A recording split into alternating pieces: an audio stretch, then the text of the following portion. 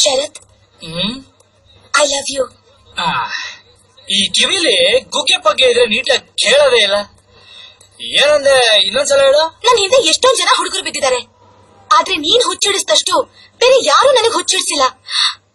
Please ನನ್ ಪವಿತ್ರವಾದ ಪ್ರೀತಿನ ಒಪ್ಕೋ.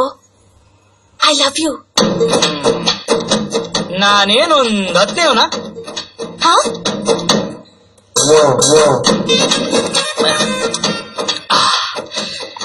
ನಾನ್ ನೋಡ್ದಂಗೆ ನಿನ್ ಜೊತೆ ಇದ್ದಿದ್ 4 ಹುಡುಗರು ಎಣ್ಣೆ ಅಂಗಡಿ ಪಾಲಾಗಿದ್ದಾರೆ, 3 ಜನ ಶವಗಾರದ ಪಾಲಾಗಿದ್ದಾರೆ, 2 ಕಾಣೆಯಾಗಿದ್ದಾರೆ ಅಂತ ದಿನ ದೂರದರ್ಶನ ಬರ್ತಿದೆ. ನಾನೇನ್ ಮಾಡ್ಬೇಕು ಅಂತಿದ್ಯವ? ಹಾಗೆಲ್ಲ ಏನೂ ಇಲ್ಲ. I am in love with you very seriously.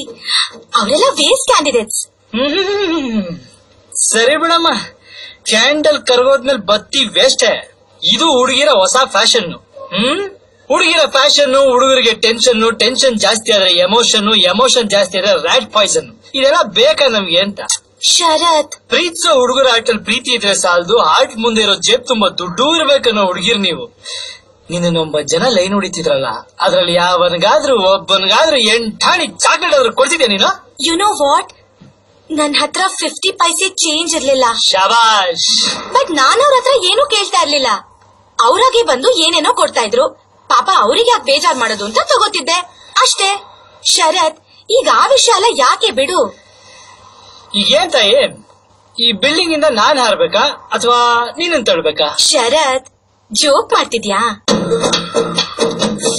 ನೀವು ಹುಡುಗರ ಮೇಲೆ ಲವ್ ಅನ್ನೋ ಪಾಶುಪತಾಸ್ತ್ರ ಬಿಟ್ಟ ಮೇಲಿಂದ ಪಾಪ ನಾವು ಪುರುಷರು ನಿಮ್ ಕಣ್ಣಿಗೆ ಜೋಕರ್ಗಳ ತರನೇ ಕಾಣಿಸ್ತೀವಲ್ಲ?